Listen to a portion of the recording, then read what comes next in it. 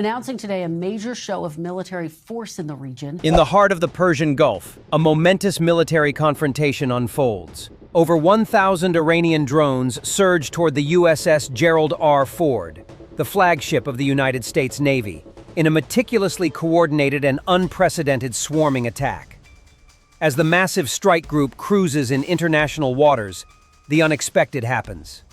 The U.S. Navy, once thought to be untouchable on the open seas, is now facing its most lethal threat yet: an overwhelming swarm of autonomous drones designed to bypass the most advanced defense systems in existence. The clock ticks down as the radar operators aboard the USS Gerald R. Ford first detect the massive wave of incoming targets.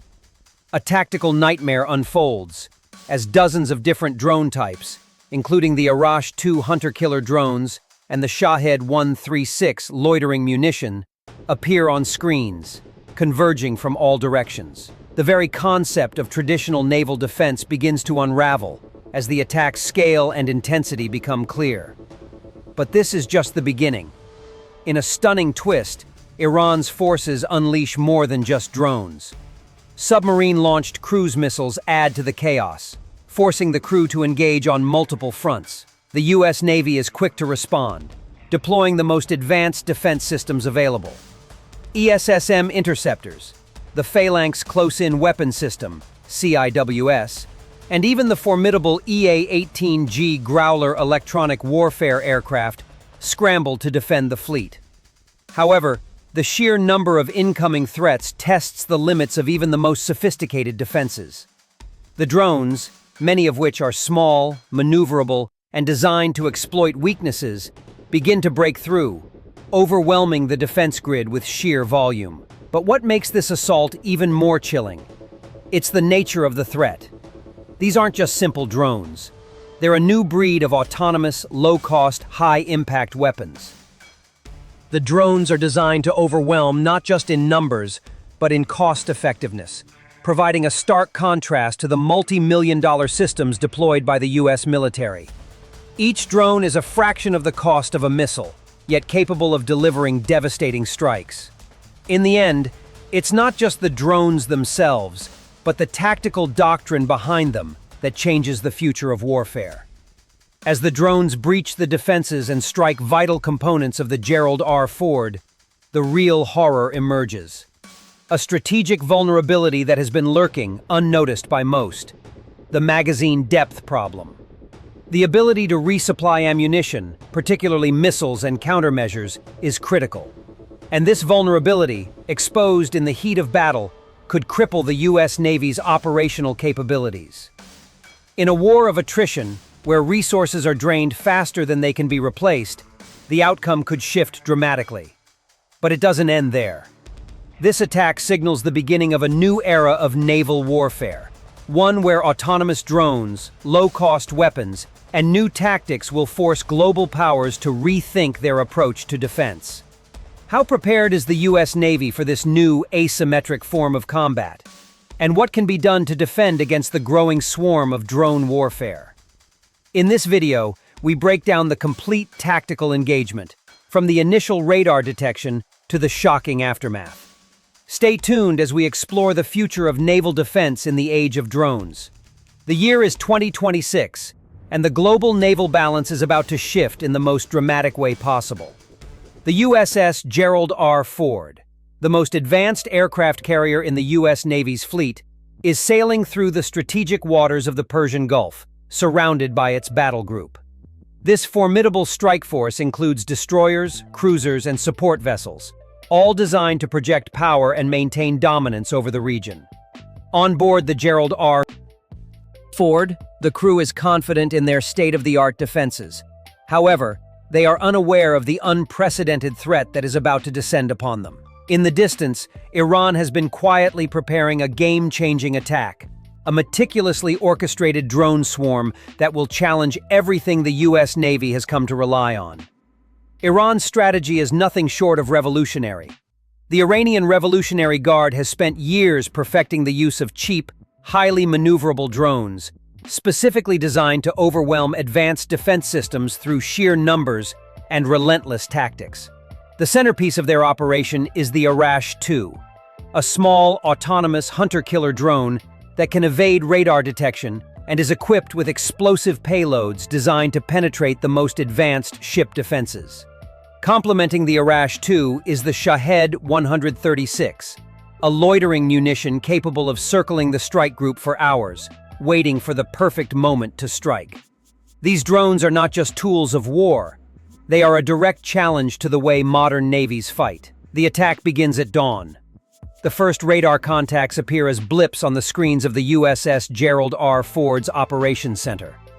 At first, they are dismissed as potential false positives, but as the blips grow in number and approach from multiple directions, the alarm bells begin to ring. The threat is real, and it is massive. Hundreds of drones are converging on the strike group, coming from both the north and the east. These drones are not just attacking from one direction. They are executing a classic pincer movement, designed to confuse the defense systems and create chaos. The Iranian drones are programmed to behave unpredictably, making them difficult targets for interceptors. The first wave of drones is quickly identified as a distraction, with the intent of drawing the U.S. Navy's defenses toward one location. Meanwhile, a second, much larger wave, equipped with specialized anti-ship warheads, is quickly closing in. The Gerald R. Ford's crew quickly scrambles to defend the ship, launching ESSM, Evolved Sea Sparrow missiles, from the guided missile destroyers in the group. These missiles are designed to intercept incoming threats, and they are among the most advanced in the world. Yet they are not enough to handle the sheer volume of incoming drones. The drones break into smaller groups, using swarm tactics that overwhelm the Ford's defense systems. To make matters worse, the Iranian forces launch a separate, more dangerous assault from beneath the waves. Submarine-launched Hoveza cruise missiles, designed for long-range precision strikes, begin streaking toward the strike group. These missiles are much more difficult to intercept than the drones, and their low trajectory makes them nearly impossible to detect until it is too late. The Navy's radar systems are already overwhelmed by the drones, and the missiles appear almost simultaneously with the drone swarms, creating a perfect storm of chaos. The Gerald R. Ford's defense systems are operating at full capacity, but it's quickly apparent that there are too many threats to neutralize them all. As the first drones reach the strike group, the Gerald R. Ford begins to take hits. The Phalanx Close-In Weapon System, CIWS, kicks into action, rapidly firing thousands of rounds at incoming drones. Some drones are intercepted, exploding in mid-air before they can reach their target. But others make it through, striking critical parts of the ship. The damage is immediate. The ship's radar systems are knocked offline, communication relays are severed, and several of the aircraft parked on the flight deck are destroyed by drone strikes. The ship's air defense systems, which had once been seen as an impregnable fortress, are proving to be vulnerable in the face of this innovative attack. The USS Gerald R. Ford is forced to respond with everything it has. The EA-18G Growler, an electronic warfare aircraft, takes to the skies, attempting to jam the drone's communication systems and disrupt their targeting algorithms. But the drones are designed with redundancy, and many continue to close in on their targets. The ship is now in full survival mode, with sailors working tirelessly to repair damaged systems while fending off the relentless drone swarm. What makes this situation even more dire is the realization that the U.S. Navy's most critical vulnerability has been exposed: the magazine depth problem. The strike group's ability to continue launching countermeasures and intercepting threats is tied to its ability to resupply ammunition. But after a few waves of attack, those reserves are quickly depleting. As the damage mounts and the drones continue to pour in, it becomes clear that this is no longer a battle of advanced technology versus primitive drones. This is a war of attrition, and in this new form of warfare, sheer numbers and low-cost weapons have turned the tables. As the battle rages on, the true cost of this new form of warfare begins to show. The U.S. Navy's over-reliance on expensive, high-tech defense systems has proven to be its greatest weakness. For the first time in modern history, a low-cost, high-volume attack has put a dent in the might of the U.S. Navy. The Persian Gulf has become a battleground that will forever change the way navies think about defense. and the Gerald R. Ford's struggle to survive marks the beginning of a new chapter in naval warfare. As the USS Gerald R. Ford and its strike group sail through the Persian Gulf, the situation rapidly escalates from routine naval operations to a full-fledged, high-stakes battle for survival. The initial radar detection of a massive, coordinated drone swarm sends shockwaves through the operations center aboard the flagship. At first, the incoming blips are treated with caution, as the radar systems automatically filter out possible false positives. But it soon becomes clear that these targets are real, and they are heading straight for the strike group at an alarming speed. The officers and crew, trained for all manner of conventional threats, now face something entirely different. An assault of unprecedented scale that will test the very limits of modern naval defense. The situation intensifies as the sheer volume of drones becomes evident. Initially, the crew's focus is on tracking the targets, but within minutes, the nature of the threat becomes clear. This is a multi-wave attack, designed to confuse, overwhelm, and bypass traditional defense mechanisms. The first wave consists of hundreds of smaller Arash-2 drones, each designed to evade radar detection using advanced, low-observable technologies. These drones are launched from a series of Iranian naval platforms, including offshore oil rigs and fast-moving speedboats. The second wave, following closely behind, is composed of the deadly Shahed 136 loitering munitions, drones designed not to just strike, but to hover for hours, waiting for the perfect moment to attack. Their mission is to target the ship's key systems: radar, communication, and defense equipment. The defense of the USS Gerald R. Ford and its accompanying vessels begins almost immediately. The first line of defense is the ship's radar, which quickly tracks and identifies the drones as they close in. The evolved Sea Sparrow missiles, ESSM, on the supporting guided missile destroyers are the first to engage, launching a barrage of interceptors aimed at neutralizing the incoming drones. These advanced missiles are designed to target and destroy short-range aerial threats, and they intercept several drones in the opening moments of the attack. However, the drones' advanced maneuvering and swarm tactics make them difficult to target effectively. Some drones change course mid-flight, evading interception and forcing the defense systems to adjust in real time. Despite the early success of the ESSM interceptors, the overwhelming number of drones soon becomes too much. The Arash-2 drones, which are small and lightweight, make it through the ESSM defense layer, and the Phalanx Close-In Weapon System, CIWS, is brought into action. The Phalanx, a rapid-fire automated defense system, begins firing at a rate of over 3,000 rounds per minute in an attempt to neutralize the drones before they can strike the ship. The system works efficiently, shooting down several drones in the first few minutes, but again, the drones' numbers and unpredictable flight paths wear down the CIWS's capacity. Some drones manage to slip through, exploding just above the flight deck and damaging key aircraft on board. As the battle rages on, the USS Gerald R. Ford's command crew realizes that traditional defense systems are no longer sufficient. The drones are relentless, constantly coming in waves that seem to come from every direction.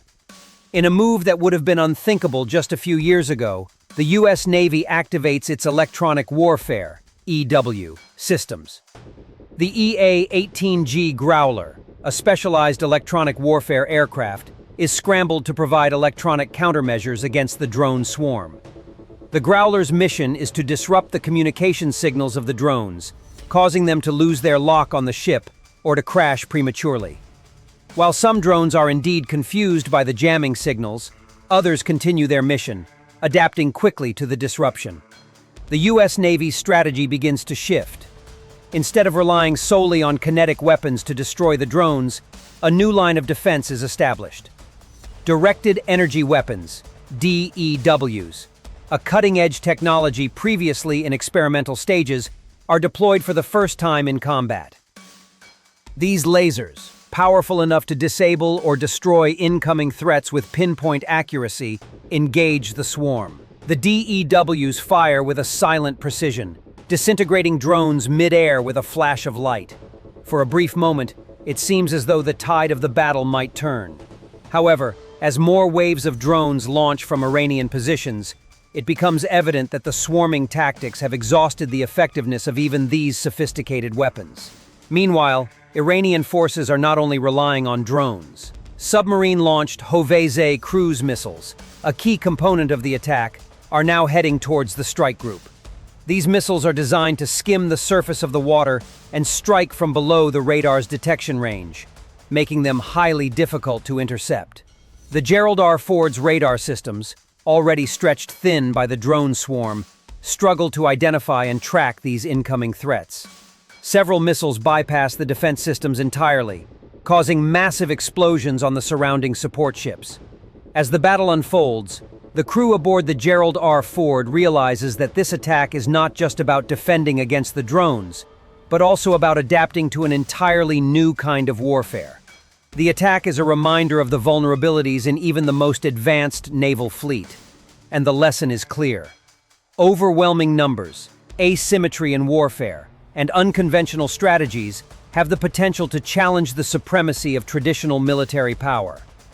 The USS Gerald R. Ford has just learned, the hard way, that in the age of autonomous, low-cost drones, no ship, no matter how advanced, is invulnerable. As the battle rages on, the USS Gerald R. Ford and its strike group are no longer just fighting for control of the skies or the seas. They are battling to survive in an entirely new kind of warfare. The initial wave of drone attacks, while devastating, only marks the beginning of the assault. With radar systems jammed, close-in weapon systems exhausted, and countermeasures depleting faster than anticipated, the defenders find themselves scrambling for new solutions. The speed and sophistication of the Iranian offensive have pushed the limits of even the U.S. Navy's most advanced technology. In the midst of this chaos, the true test of military ingenuity begins. The first to respond are the electronic warfare, EW, assets. With the EA-18G Growler soaring into the sky, its mission clear: disrupt and confuse the Iranian drones. The Growler's jamming capabilities are designed to disable enemy radar and communication systems, essentially blinding the drones and forcing them to go rogue. As the jets screech overhead, they unleash a barrage of electromagnetic signals that sweep across the region. The result is immediate. Dozens of Iranian drones lose their signal, their autonomous navigation systems faltering, forcing them into erratic flight patterns. Some of the drones plummet into the sea, while others crash mid-air. The tactics, however, are a double-edged sword. Though the Growler successfully neutralizes many drones, the sheer number and unpredictability of the remaining drones still pose a grave threat. On board the Gerald R. Ford, the crew watches in awe and terror as their ship fights to stay intact. The directed energy weapons, DEWs, now come into play. Previously tested in smaller, controlled environments, this cutting-edge technology is now unleashed in a real combat scenario. Lasers, capable of emitting a concentrated beam of energy, strike the remaining drones with pinpoint precision. The drones explode in flashes of light as they're hit by the focused energy. The DEWs, effective and efficient, prove to be one of the most effective countermeasures the Navy has at its disposal. However, the drone swarm continues to come. The lasers disintegrate dozens more, but the relentless assault means that precious time is being lost. As the Gerald R. Ford's air defense teams fight to maintain a semblance of control, the situation grows increasingly dire. Meanwhile, below the surface, Iran's strategy evolves. It becomes clear that the drones, while effective, are only part of a far more comprehensive strategy. Iranian submarines, lying in wait beneath the waves, launch the next phase of the attack: a salvo of Hoveze cruise missiles. These missiles, developed with the intent of countering modern naval defense systems, fly below the radar, skimming the surface of the water before climbing to high altitudes and striking with precision. The Gerald R. Ford's defenses are caught off guard. The missiles move too fast, and with radar systems compromised by the earlier drone attack, the strike group has little time to react. Several missiles slam into one of the destroyers accompanying the strike group, sending it into a deadly spiral of fire and debris. Another missile strikes the Gerald R. Ford's communications array, knocking out all external communication with the Pentagon and other military assets. The crew is forced into an isolation that only heightens the tension. In the aftermath of the crew's missile strikes, the Gerald R. Ford's battle damage assessment teams are sent to work, quickly realizing the extent of the damage. The ship's radar systems are down, the flight deck is strewn with the wreckage of several aircraft, and the damage to the command center is extensive. Yet, the situation is far from over. While the Gerald R. Ford struggles to regain control, the Iranian forces are far from retreating. They launch another wave of Arash-2 drones, this time modified with anti-ship payloads designed to penetrate even the most fortified defense systems. These drones, with a significantly enhanced payload, are the new generation of weaponry, and they close in with terrifying speed. As the swarm approaches, the Navy turns to its most advanced interceptors, including the ESSM missiles, in a last-ditch effort to stave off complete devastation. The missiles are fired in rapid succession, each aimed at a different drone, hoping to create a wall of destruction in the air. The effectiveness of this countermeasure is mixed. Some of the drones are intercepted, exploding mid-air in brilliant flashes of light. Others, however, manage to break through the defensive line. One of these drones strikes the bridge of the Gerald R. Ford, causing a catastrophic loss of life among the officers. The damage is severe. Navigation systems go dark, and the ship begins to drift off course. The crew, now in a state of crisis management, fights to keep the ship operational. At this point, the Navy finds itself at a crossroads. The most advanced technologies available are being stretched beyond their limits. The ESSM missiles, while effective, are being exhausted at an unsustainable rate. The Phalanx CIWS is reaching its maximum capacity, and there are only so many drones it can engage at once. The directed energy weapons, despite their success, have limited range and require precise targeting, making them less effective against the newer, faster drones that are launching from multiple angles. It's clear that no single technology can handle the full scope of the attack. The battle is shifting from a technological contest to a battle of endurance and adaptability. The Navy must now rely on its crew's ingenuity and resourcefulness to stay afloat. As the second wave of drones slams into the Gerald R. Ford, the true cost-exchange asymmetry of the conflict begins to show. Iran's drones, cheap and mass-produced, have proved to be far more effective than anyone anticipated. Each drone costs a fraction of a U.S. missile, yet they are successfully breaching the defenses of one of the most advanced warships in the world. The Gerald R. Ford's advanced technology, worth billions of dollars, is struggling to keep pace with the swarm. The U.S. Navy's reliance on expensive high-tech systems is being questioned like never before. What was once thought to be an impenetrable defense is proving to be inadequate against a mass assault that uses low-cost, high-efficiency weapons designed for one purpose: to break through the most advanced defense systems. The situation aboard the Gerald R. Ford reaches its breaking point. With the ship taking on water, fires raging in key sections, and communication lines severed, the remaining crew members must make a choice: continue fighting a losing battle or abandon ship. As the last waves of drones close in, it becomes apparent that the Gerald R. Ford, once a symbol of American naval superiority, may be on the brink of sinking under the weight of its own technological vulnerabilities. The USS Gerald R. Ford's defense systems, once the pride of the fleet, have proven that no matter how advanced a ship is, it can still be overwhelmed by the relentless force of innovation and numbers. The lessons learned from this encounter will shape the future of naval warfare, forcing the U.S. Navy to rethink its approach to defense in a world where low-cost drones have the power to topple the mightiest of giants. The aftermath of the drone assault on the USS Gerald R. Ford has sent shockwaves through the U.S. Navy and the global defense community. What was once believed to be an indomitable force in the world's oceans, a symbol of military might and technological superiority, has been brought to its knees by a swarm of Iranian drones. The Gerald R. Ford's defensive systems, no matter how advanced, were unable to withstand the sheer volume of the attack, and the critical vulnerabilities exposed in this battle are now the focus of intense analysis. The lessons learned here are far-reaching, offering new insights into the evolving nature of naval warfare and the future of defense strategies on the high seas. The first key takeaway from this encounter is the realization that traditional defense systems, while effective against isolated threats, are not designed to handle the overwhelming numbers and asymmetry of modern drone warfare. The Gerald R. Ford and its accompanying vessels relied heavily on their advanced radar systems, ESSM interceptors, and the Phalanx CIW to defend against conventional missiles and aircraft.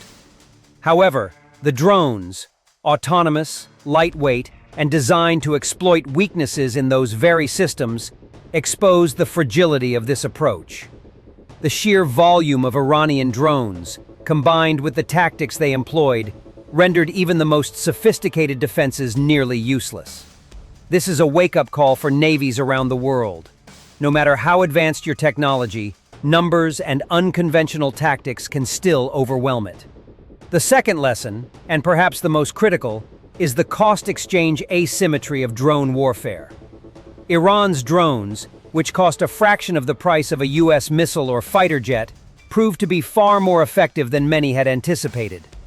These low-cost drones managed to breach the defenses of the Gerald R. Ford, inflicting significant damage to both the ship and its air power. Meanwhile, the U.S. Navy's high-tech, expensive countermeasures were quickly exhausted. As this new form of warfare evolves, it's clear that the cost of maintaining traditional defense systems that rely on expensive missiles, aircraft, and radar equipment, may no longer be sustainable. The effectiveness of Iran's drones demonstrated that low-cost weapons, when deployed in sufficient numbers and with the right tactics, can achieve strategic goals that were once reserved for much more expensive technologies. Furthermore, the concept of resilience in naval operations has been fundamentally challenged. The Gerald R. Ford's vulnerability was not just in its inability to defend against the swarm of drones. It was in its inability to recover quickly from the damage. With key systems knocked out, including radar, communications, and the flight deck, the ship became a sitting target for further attack. This exposed a fundamental flaw in the operational readiness of modern warships. While they may be designed to withstand damage, they are not necessarily equipped to function without critical systems, especially in the context of continuous asymmetric attacks. Resilience in modern naval warfare will require more than just robust defense systems. It will require a complete overhaul of how ships and fleets are designed to absorb and recover from sustained attacks. The attack also raised serious questions about the future of naval operations in areas like the Persian Gulf,